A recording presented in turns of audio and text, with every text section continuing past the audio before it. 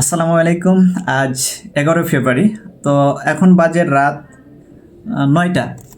তো আজকের এই রাতটি আপনার কাছে আমার কাছে একটা সাধারণ রাত হলেও অনেকের কাছে এটা একটা ইবাদতের রাত, অনেকের কাছে একটা তাহাজ্জুদের রাত, অনেকের কাছে একটা নির্ঘুমের রাত।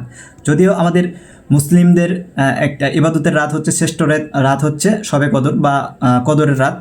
তো যাই হোক, ওদিকে আমি যেতে চাচ্ছি না। তো আমি যেটা বলতে চাচ্ছি সেটা হচ্ছে, আপনারা সবাই কম বেশি জানেন যে একটা জাতীয় নির্বাচন বলেন বা একটা চেয়ারম্যান, এমপি, মন্ত্রী বা প্রাইম মিনিস্টার বা প্রধানমন্ত্রী, যাই হোক, আপনার ভোটের মাধ্যমে বা আপনার আমানতের মাধ্যমে তারা 5 বছর ক্ষমতায় থাকতে পারে। তাই আপনারা এমন একজন ব্যক্তিকে সিলেক্ট করবেন যাতে আজকে যেমন আপনার অধিকার আছে, আজকে যেমন আপনার নিরাপত্তা, আপনার বাক স্বাধীনতা, সব কিছু আছে, ঠিক বা তারা আপনার প্রতি যেমনটা সহানুভূতিতা বা গুরুত্ব দিচ্ছে, ঠিক আপনি এমন এক ব্যক্তিকে দিবেন যাতে আগামী 5 বছর যেন আপনি যে আপনার আমানতটা আপনার কিন্তু আছে আর মাত্র এই রাতটাই পর্যন্ত, সকাল হলে কিন্তু তার আপনার আমানত তাদেরকে দিয়ে দিলেন 5 বছরের জন্য।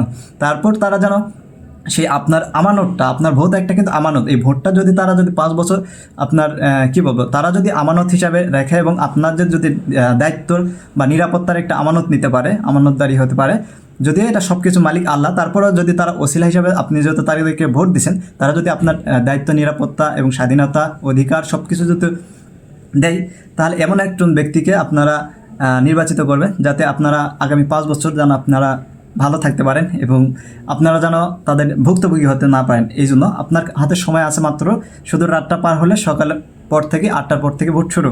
তাই আপনারা এমন একজন ব্যক্তিকে ভোট দেবেন যেন আপনারা আর 5 বছর আফসোস করতে না হয়। তো এটি ছিল আমার ছোট্ট একটি মেসেজ। তো সবাই ভালো থাকবেন এবং আমার জন্য দোয়া করবেন। আসসালামু আলাইকুম।